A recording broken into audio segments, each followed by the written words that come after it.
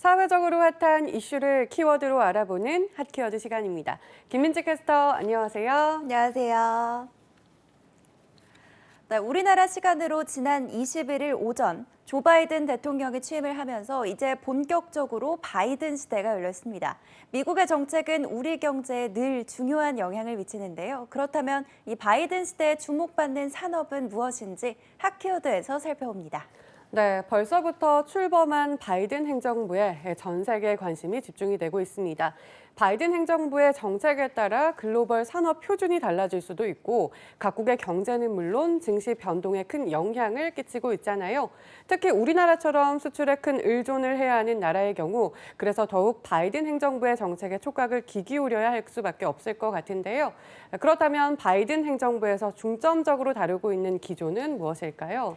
네, 일단 한국무역협회 국제무역통상연구원이 발표한 이 바이든 행정부 출범 이후 통상정책 전망 보고서에 따르면 바이든 행정부의 통상정책은 민주주의, 불평등 해소, 규범 중심의 질서 등 가치를 중시하는 기조를 바탕으로 국내 경제 재건, 대외 신뢰 및 리더십 회복을 최우선 과제로 추진할 전망이라고 하는데요.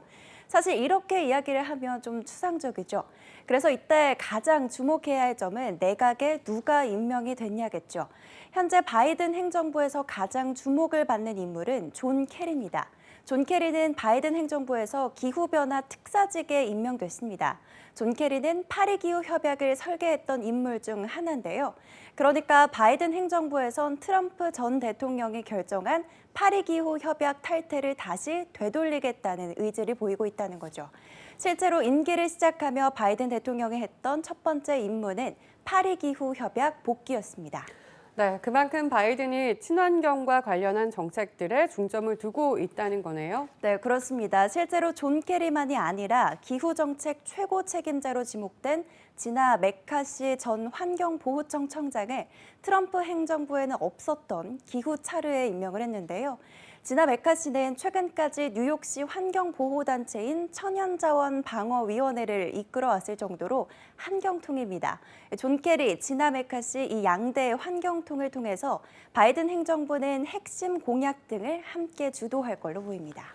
네, 두 환경통의 만남이라 그렇다면 바이든 대통령이 애초부터 약속했던 핵심 공약은 어떤 것들이 있었을까요? 네, 주요 공약은 이렇습니다. 우선 2050년까지 100% 청정에너지 경제를 구축하는 거고요.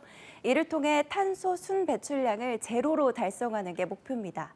또 2025년까지 탄소세 법안을 도입하고 파리기후협약 재가입과 관련한 세부적인 추진 계획도 시행될 예정입니다. 네, 그렇다면 바이든 시대의 경제는 친환경 쪽으로 많이 집중이 될 것 같아요. 네, 그렇습니다. 이러한 바이든 행정부의 친환경 정책으로 국내의 친환경 산업에도 가속 엔진이 붙을 전망인데요.